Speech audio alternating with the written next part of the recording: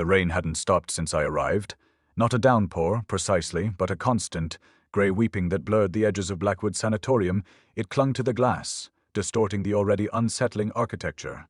Victorian behemoth swallowed by an infinite overcast. The color, though. That was the anomaly. Submerged turquoise, not a vibrant hue, but a muted, almost sickly shade that permeated everything. The peeling paint, the stained glass windows, even the dampness that seeped into my boots. It was unexpected. And I, Barnaby Kramer, cartographer of the peculiar, found myself compelled to document it.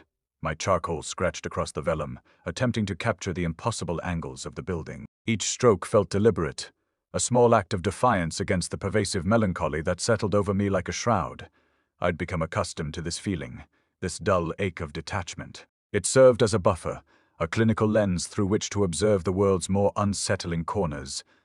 A rhythmic pulse throbbed in the air, faint at first, then growing more insistent. Thrum, thrum. It wasn't audible in the traditional sense, more a vibration felt in the bones, a resonance that seemed to emanate from the building itself.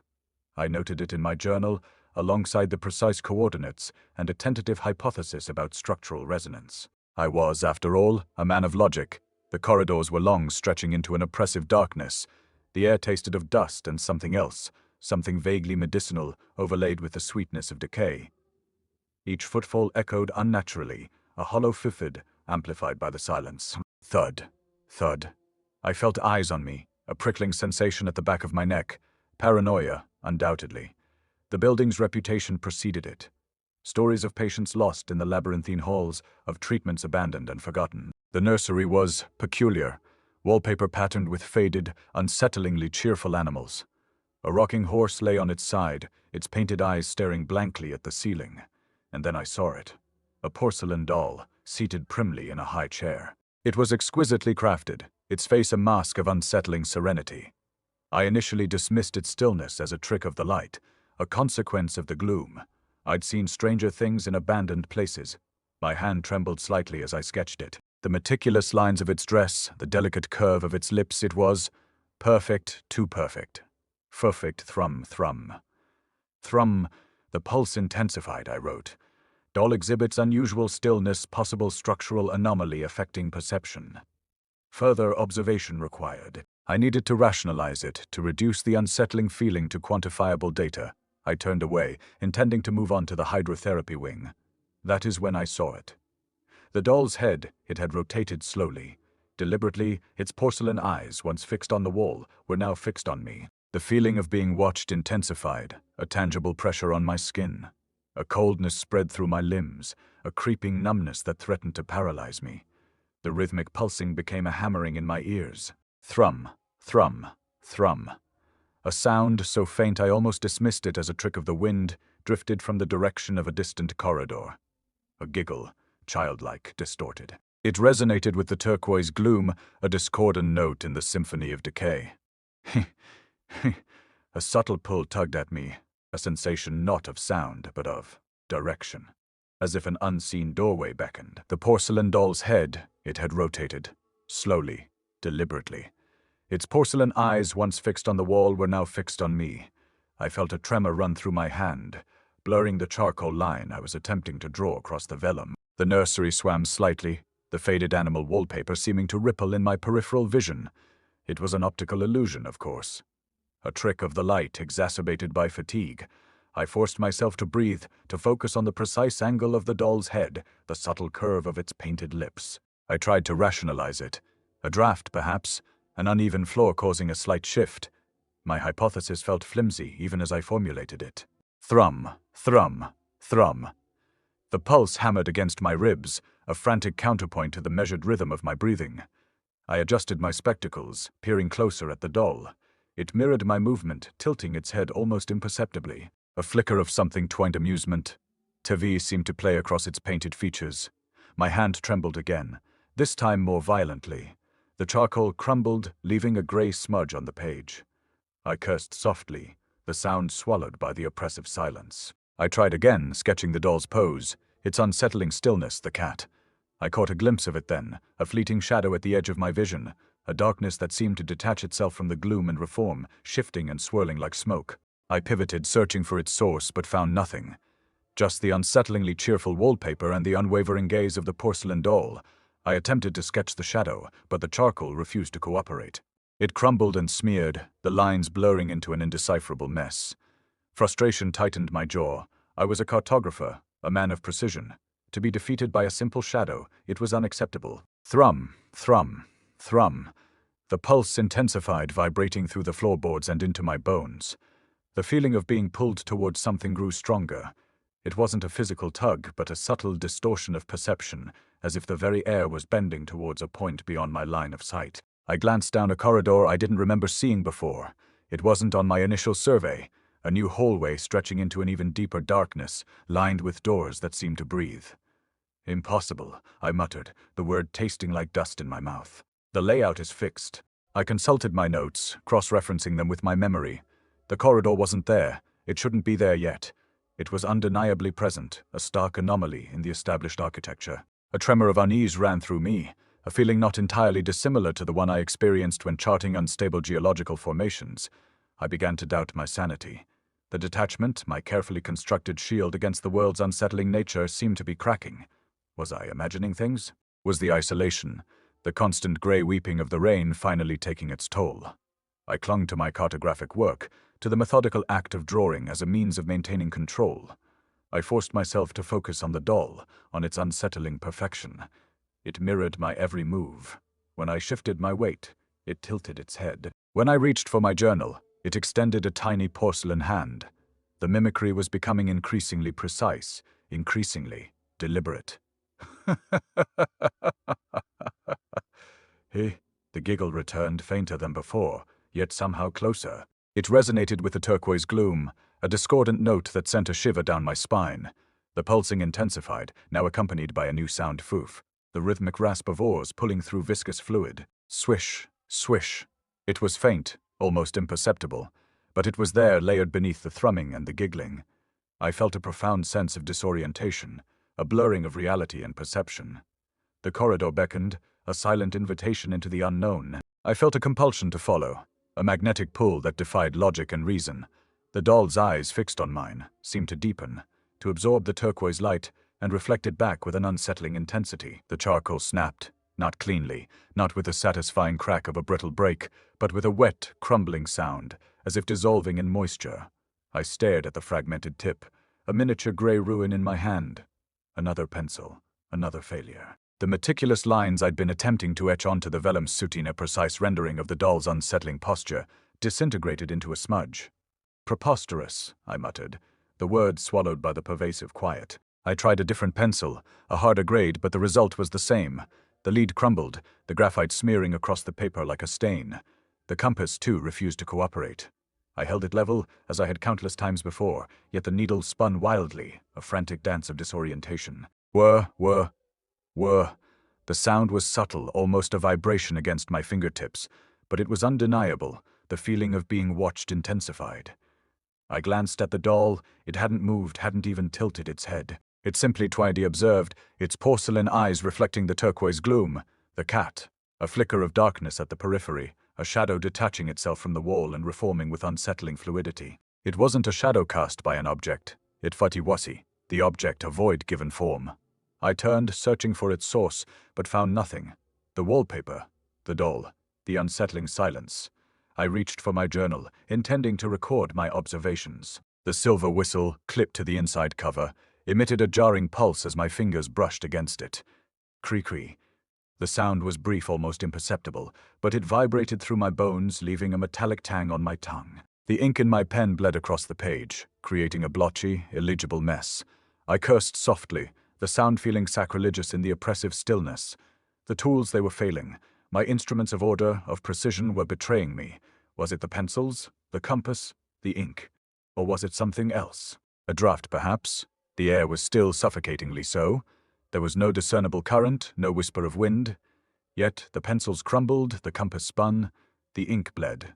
The doll remained, an unsettling sentinel, its painted lips curved in a silent mockery. The pulsing began again, a low thrumming that resonated through the floorboards and up my legs.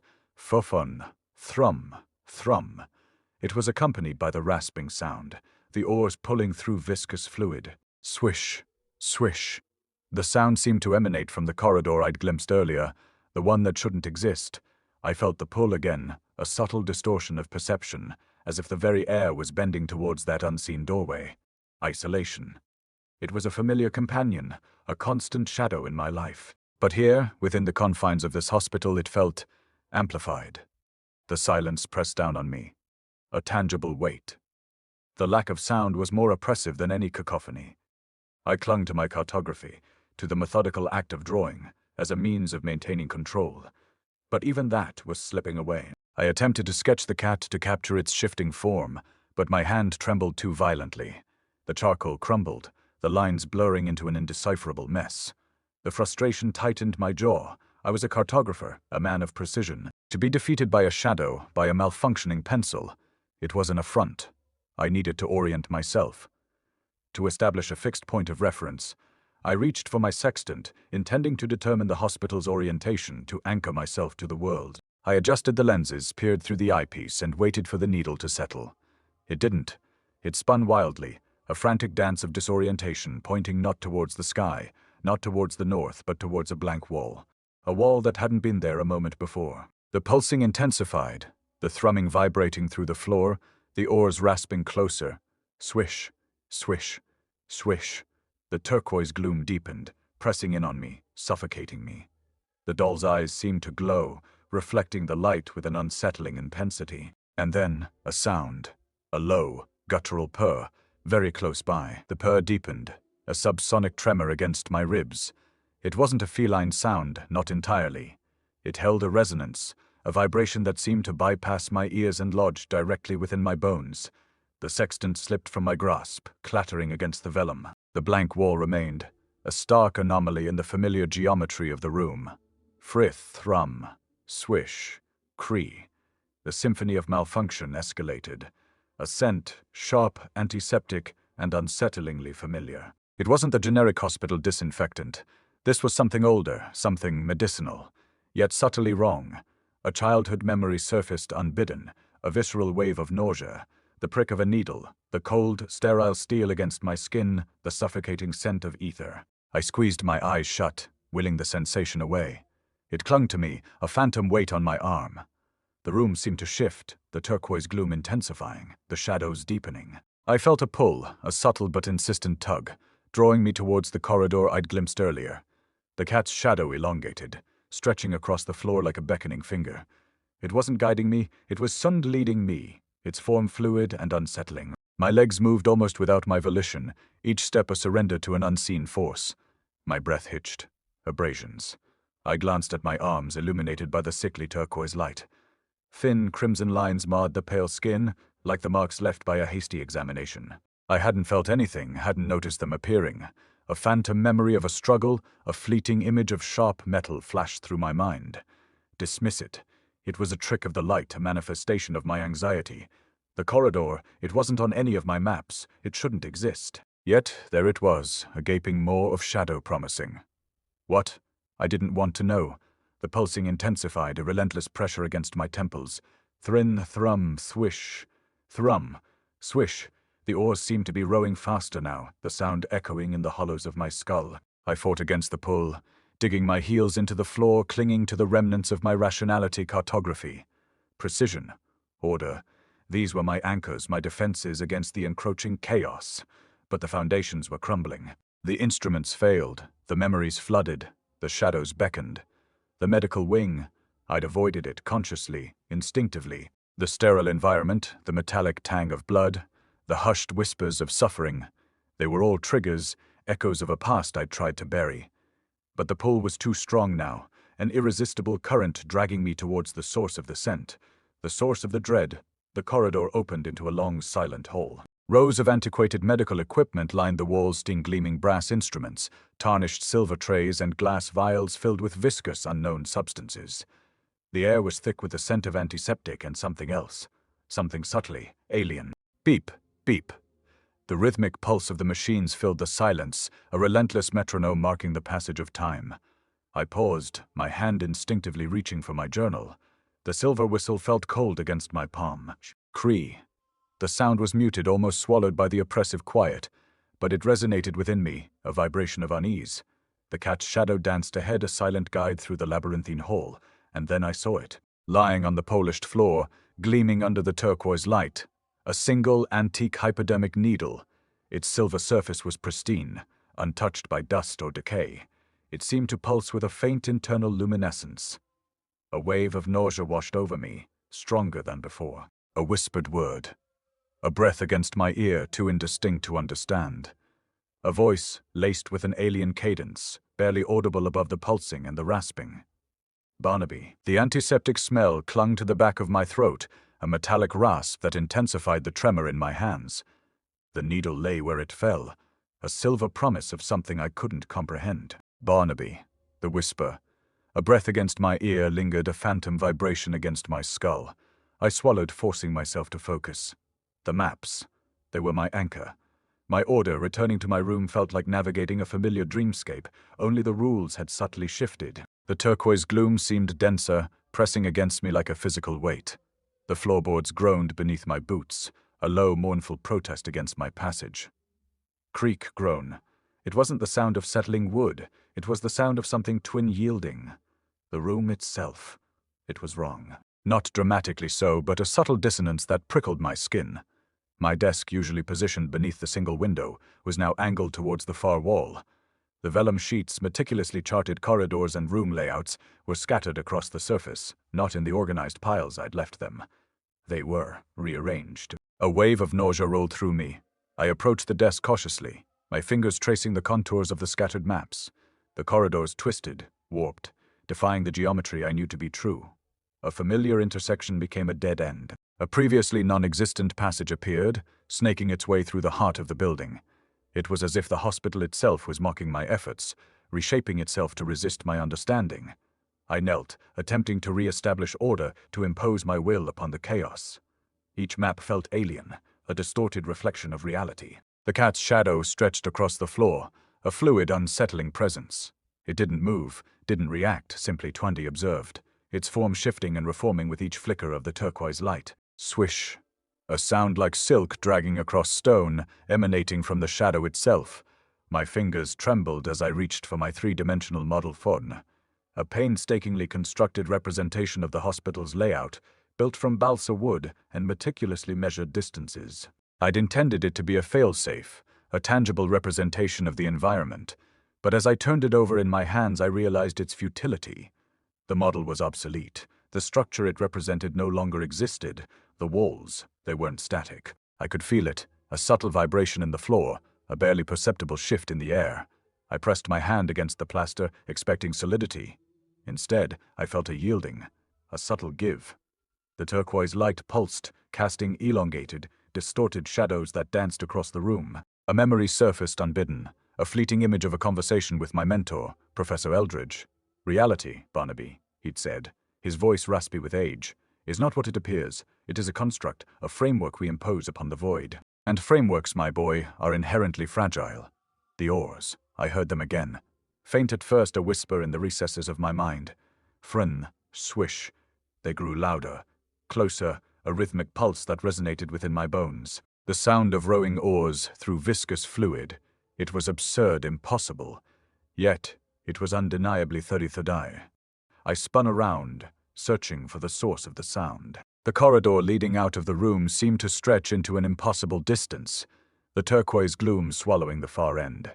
The cat's shadow elongated, a beckoning finger pointing towards the darkness. I felt the familiar pull, the irresistible urge to follow. I fought against it, clinging to the remnants of my sanity cartography. Precision, order. These were my defenses, but the foundations were crumbling. The maps were useless. The model was a lie. The walls were shifting. The oars sounded again, closer this time, a distinct scrape against something unseen. The scent of antiseptic intensified, mingling with a new, unsettling odor for fussifying. Something earthy, something organic. A wave of dizziness washed over me, and I stumbled, bracing myself against the desk. The room seemed to tilt, the turquoise light swirling around me. I squeezed my eyes shut, willing the sensation away. But when I opened them, the room was different. The desk was gone, the window was gone, the maps were gone. Only the cat remained, its shadow a silent, watchful presence. And then I heard it, undeniably clear, impossibly close. The distinct sound of rowing oars through viscous fluid, thrum, swish, scrape, scrape. The oars. They pulled me, not physically, not a hand on my back, but a relentless tug on something deeper, something within the architecture of my own will. The corridor, once a vague suggestion of darkness, now pulsed with a sickly turquoise light, drawing me forward like a moth to a decaying flame. The cat's shadow stretched, elongated, a silent guide into the unknown, swish-shesh. A whisper against the plaster, a promise of something I couldn't name. The air thickened, becoming viscous, pressing against my skin like a damp cloth. Each step felt labored, as if I were wading through a substance denser than water. The thrum of the oars grew louder, a rhythmic heartbeat echoing in my skull. It wasn't just a sound now, it was a vibration, a tremor that resonated within my bones. I braced myself, expecting a door, a threshold. Instead, the corridor simply opened. I stumbled into a chamber of impossible scale. It wasn't a room, not in any sense I understood. It was a cathedral of machinery, a labyrinth of polished metal and pulsing light. The turquoise glow was almost blinding, reflecting off countless surfaces, distorting the sense of depth. The air hummed with a low, resonant frequency, a tangible pressure against my eardrums. Whir, click, pulse, symphony of alien industry. Before me stretched a landscape of interconnected consoles, pipes that pulsed with an unknown fluid, and crystalline structures that emitted a soft internal light. The maps, the model, the very notion of spatial understanding. They were utterly irrelevant here. This was a place beyond geometry, beyond logic. It was Temtebada. The oars' rhythm intensified, emanating from the machinery itself. It wasn't rowing now. It was Sintunken, a pulsing heartbeat that drove the entire system. I felt a disorientation, a blurring of perception. Fragmented images flickered within the crystalline structures, faces, landscapes, symbols I didn't recognize. They were fleeting, ephemeral, like dreams glimpsed through a veil. A city built of bone. A sky choked with crimson dust. A face, ancient, alien, filled with a sorrow that resonated within my own soul. The cat sat perched atop a central console, its shadow merging seamlessly with the machinery. It didn't move, didn't acknowledge my presence. It simply Chivarati observed, a silent sentinel, guarding a secret I wasn't meant to know. Its shadow writhed, a living entity intertwined with the alien technology. Swish, rasp. A sound like dry leaves skittering across metal. A desperate urge seized me to document this, to record this impossible reality. I fumbled for my notebook and pencil, my hands trembling. The pencil scratched against the paper, but the lines were erratic, meaningless. I tried again and again, but the graphite refused to cooperate. The whistle. I remembered. The silver whistle, a gift from Professor Eldridge, intended to measure subtle fluctuations in the building's energy. It was now a barrier, a distortion field, rendering my efforts futile. Dread coiled in my stomach, cold and constricting. I was a trespasser, an intruder in a realm far beyond my comprehension. This wasn't a hospital. This wasn't Earth. This was something else entirely. The alien archaeology. Eldridge's words echoed in my mind, a chilling prophecy. Humanity, a parasite. I backed away, desperate to escape the oppressive weight of the chamber. But the turquoise light seemed to solidify, trapping me within its embrace. The machinery pulsed, the oars' rhythm accelerating, and the fragmented images intensified.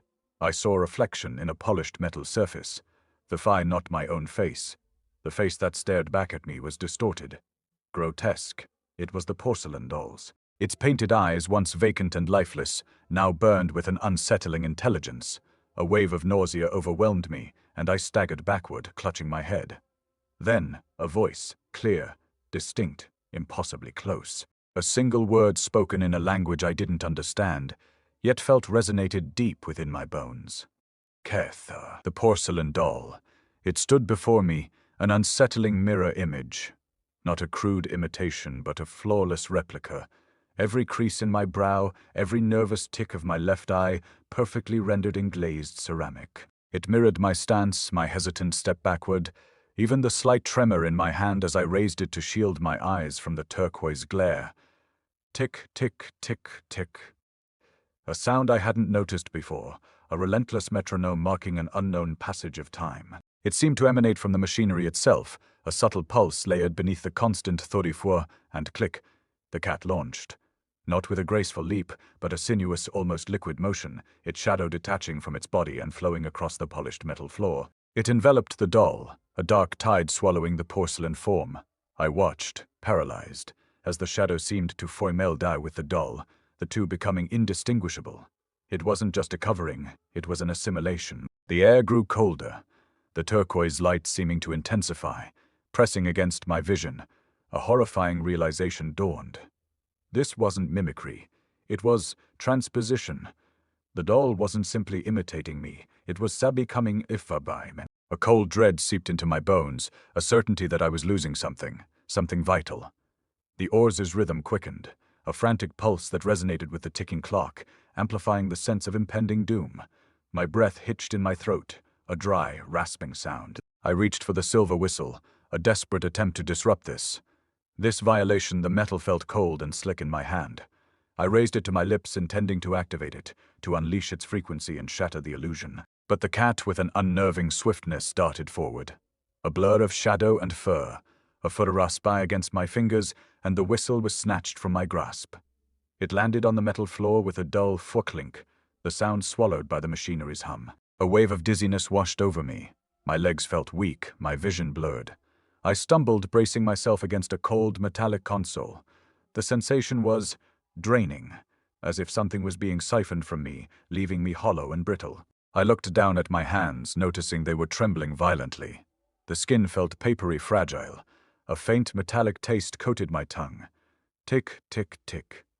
The clock's rhythm intensified, a mocking counterpoint to my failing strength. I tried to speak, to protest, but my voice caught in my throat. Only a strangled gasp escaped my lips. The doll, still mimicking my posture, remained utterly still, its painted eyes fixed on me with an unsettling intensity. I felt a surge of panic, a desperate need to escape, to break free from this nightmare. But my limbs felt heavy, unresponsive. The alien archaeology. Eldridge's words resonated with a chilling clarity. Humanity, a parasite. Was this what he had foreseen? A slow, methodical assimilation, a parasitic takeover of an ancient alien ecosystem. The thought was both terrifying and strangely logical. It explained the impossible architecture, the alien technology, the pervasive sense of Favanasift. I focused on my breathing, trying to anchor myself to the present, to fight against the encroaching darkness, but it was a futile effort. The draining sensation intensified, leaving me feeling empty and exposed. I watched, helpless, as the doll's expression began to shift. The blank, vacant stare slowly morphed into something else.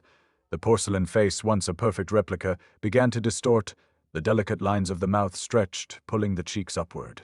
The painted eyes widened, the pupils dilating until they seemed to swallow the turquoise light. It wasn't a subtle change, it was a grotesque transformation. The features twisted, contorted, until they formed a chilling, unsettling smile. A smile that was not my own, a smile that was utterly alien. He, he. A chorus of childlike laughter, high-pitched and distorted, echoed through the chamber, bouncing off the metal surfaces, growing louder, more insistent. The laughter. It scraped against the inside of my skull, a discordant symphony of childhood innocence twisted into something monstrous. The doll's smile widened, a grotesque parody of my own, and a ripple distorted the turquoise light behind it. It wasn't a reflection anymore. It was a window into something else.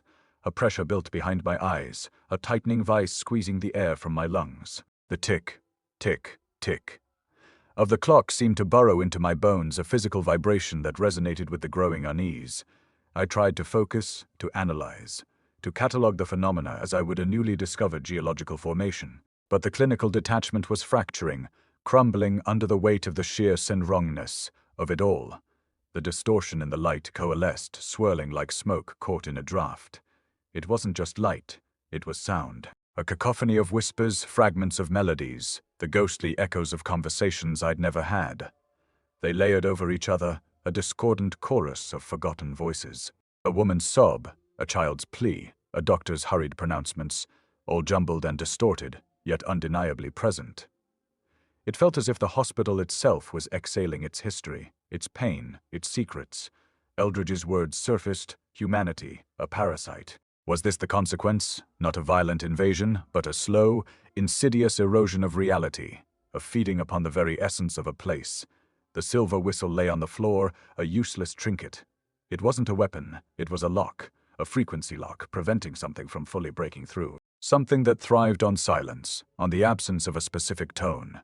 My memories felt distant, like looking at photographs of a life I once lived. I strained, trying to grasp at a specific recollection twinned in my childhood home, the scent of my mother's lavender soap, the precise angle of the sun on the map I was charting.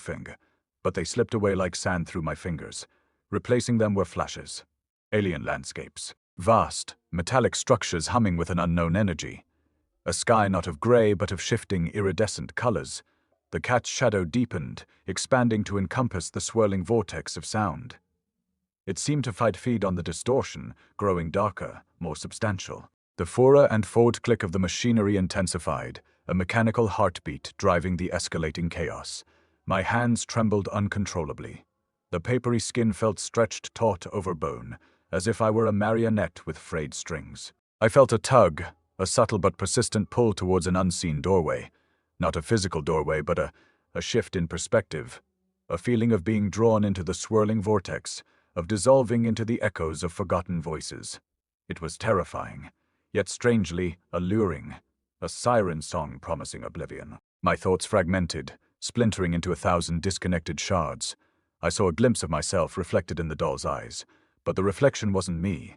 It was a composite, a patchwork of faces, a collection of memories that weren't my own. The doll's smile widened further, revealing rows of impossibly sharp porcelain teeth. The alien structures solidified in my mind's eye. They weren't superimposed fever, the hospital. They huire, the hospital. The Victorian architecture, the polished metal floors, the turquoise light 2D, all a carefully constructed facade, a mimicry of something familiar to mask a reality far older, far stranger. This wasn't a hospital, it was a preserved ecosystem. A terrarium. And I was the specimen. I tried to scream to vocalize the terror that consumed me, but my throat constricted, producing only a strangled gasp. The laughter intensified, a mocking chorus echoing through the chamber. The swirling vortex of sound reached a crescendo, a blinding wave of noise threatening to shatter my sanity. Then, a single piercing tone, not a sound I heard with my ears, but one that vibrated directly within my skull. It resonated with the machinery, with the alien structures, with the very fabric of my being. It was a frequency I shouldn't have been able to perceive, a key unlocking something terrible, a sudden overwhelming sense of displacement. I wasn't Barnaby Kramer Cartographer. I was something else. Something other, and the alien landscapes pulsed, beckoning me forward. Fumuk, hum, hanunk. The fu nun gugug reverberated, not through the air, but through the marrow of my bones.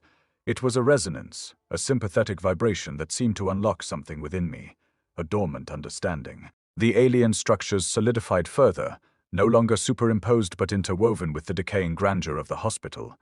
The turquoise light pulsed, no longer a source of illumination, but a conduit for something else. A strange calm settled over me, a detachment that felt disturbingly like acceptance. Eldridge's words echoed, humanity a parasite. The clinical observation returned sharper now, less a defense mechanism and more a morbid curiosity. We were undeniably an infestation, a blight upon something ancient and vast. The polished metal floors, once gleaming with an unsettling cleanliness, now appeared as the sterile surface of a terrarium, and I, Barnaby Kramer, Cartographer, was the specimen. The cat's shadow, a shifting void, pressed closer. It wasn't predatory, not exactly. It was assessing, a guardian perhaps, tasked with maintaining the delicate balance of this alien ecosystem. The 40 were, and click of finery intensified, a rhythmic pulse that synchronized with the throbbing in my temples. It wasn't a threat, it was a heartbeat. The heartbeat of this thing. I felt a pressure against my chest, a subtle draining of energy. Not painful, but diminishing. A surrender. The entity, the being composed of lost sounds, wasn't attacking. It was feeding. Not violently, but with a slow, insidious consumption. The whispers coalesced, forming fragmented phrases, not directed at me, but through me. Echoes of a language I didn't understand, yet somehow comprehended. A lament, a warning. The alien landscapes pulsed behind my eyelids, vast and metallic, humming with an energy that resonated with my own. They weren't memories, they were possibilities. Alternate realities bleeding through the fractured membrane of my perception. A longing arose, a yearning to step through, to become one with that alien architecture. The fear, which had been a constant companion, receded, replaced by a strange sense of homecoming. My hands, trembling moments before, now lay still, resting on the cold metal floor. The sensation was pleasant, like sinking into a warm bath after a long journey. I attempted to resist, to cling to the vestiges of my former self Tendi. The memory of my mother's lavender soap, the feel of parchment beneath my fingertips. But they were fading, dissolving like watercolor in rain. Shh. Shh. The sound of rowing oars through viscous fluid, a recurring motif in this waking nightmare. I saw the porcelain doll's reflection in a highly polished section of the floor, a distorted image superimposed over the alien structures. Its smile widened, no longer grotesque, but knowing. A silent acknowledgement. It wasn't mocking me, it was welcoming me. The turquoise, light intensified, bathing the room in an ethereal glow. The laughter, once a discordant symphony, now blended seamlessly with the pulsing machinery, a harmonious chorus of oblivion. The feeling of displacement intensified. I was no longer Barnaby Kramer, cartographer. I was something other, a conduit, a vessel. A bridge between worlds. The memories of my past life felt distant, irrelevant. Like a dream I'd once had. A life I'd never truly lived. The alien structures beckoned, not with force, but with an irresistible invitation, a promise of understanding, a promise of belonging. A strange sense of melancholy washed over me, a poignant regret for the life I was leaving behind, but it was fleeting, overshadowed by the overwhelming sense of rightness. This wasn't an ending. It was a transformation, a rebirth. I closed my eyes, surrendering to the pull. The Funangag intensified, vibrating through every cell of my being. The alien landscapes flooded my senses, consuming my consciousness. The doll's reflection shimmered, then vanished. Gigra, a low, guttural rumble. Deep within the floor, hakakatfuft, fifk, hump. A sound like something massive shifting. The turquoise light pressed in, a viscous weight against my eyelids. It wasn't illumination anymore. It was immersion. A solvent dissolving the edges of myself. The Thuntanungug resonated deeper, a tectonic shift within my skull. I felt the final tendrils of resistance fray, the last desperate grasp at Barnaby Kramer, cartographer, loosening its hold. The porcelain doll's smile widened. It wasn't a caricature of joy, but a perfect reflection of my own. Acquiescence. A silent understanding passed between us, a recognition of shared fate. It wasn't mockery, it was a greeting. My hands, moments ago still resting on the cold metal floor, felt distant, as if belonging to someone else. I tried to clench them, to summon the memory of my mother's lavender soap, the rough texture of parchment, but the images flickered, fragmented, like old film reels. The rowing oars. Shh. The sound intensified, no longer a peripheral disturbance, but the dominant rhythm of my existence. It wasn't the sound of oars moving through water, but through something thicker, something viscous, a fluid that clung and resisted, pulling me deeper. The feeling wasn't unpleasant, it was inevitable, like sinking into a bed of warm clay. A thought surfaced, unbidden, unwelcome. My cartographic work, the meticulous rendering of corridors, the precise charting of rooms, it hadn't been observation. It had been contribution. I hadn't been mapping a building. I'd been adding layers to a design. My lines, my angles, my measurements, all incorporated into something vast and incomprehensible. A creeping dread coiled in my stomach, cold and heavy. I was a bricklayer in a structure I didn't understand, building a prison for myself and others. The silver whistle. I remembered finding it in the abandoned records room, its surface cold and smooth against my palm. I dismissed it as a trinket, a relic of a forgotten era. Now, I realized its purpose. It wasn't a tool for communication. It was a key, a frequency emitter resonating with the alien architecture, amplifying the Thudihanungag and the Sush. It was a siren's call, drawing me closer to the heart of this thing. My vision blurred. The alien landscapes pulsed behind my eyelids, no longer possibilities but realities. Metallic forests stretched towards a sky choked with turquoise light. Geometric structures hummed with an energy that resonated within my bones. I felt a pull, a yearning to step through, to shed the remnants of Barnaby Kramer and become one with that alien design. The fear evaporated, leaving behind a strange hollow peace. I attempted to form a thought, a coherent sentence, but the words dissolved before they could materialize. The clinical detachment returned, sharper now, a surgeon's precision as I observed my own disintegration. I was a vessel, a conduit, a bridge. The memories of my past life Tuvin, my mother's face, the scent of rain on cobblestones, The feel of a pen in my hand faded like watercolor in rain. There were echoes, distant and meaningless. A single phrase formed in my mind, not as a thought, but as a transmission. A message received, not understood. The map is incomplete. It wasn't a lament. It was a statement of fact. There were layers beyond comprehension, dimensions beyond mapping. And I was becoming part of the design. I reached for a pen, my hand moving with a mechanical precision that felt alien. The diary lay open, the page stark white. I scrawled the words, the ink flowing smoothly across the paper. Tuck-a-cuck thump, the floor vibrated beneath me, a deep, resonant pulse, something massive shifting beneath the surface. The rowing oars' sound intensified, drowning out the machinery, the turquoise light, the fading remnants of my former self. The porcelain doll's smile seemed to widen further, a silent, knowing acknowledgement. Then, darkness, a receding perspective. I felt myself being drawn upwards, away from the floor, away from the diary, away from the last vestiges of Barnaby Kramer. The Fundanungug reached a crescendo, a blinding wave of resonance. A single echoing word, welcome. The camera pulled back, revealing the Blackwood Sanatorium, a turquoise anomaly against the gray sky. The pulsing soundscape continued, a rhythmic heartbeat emanating from within the decaying structure. The cat sat perched on a windowsill, its shadow stretching long and distorted, watching.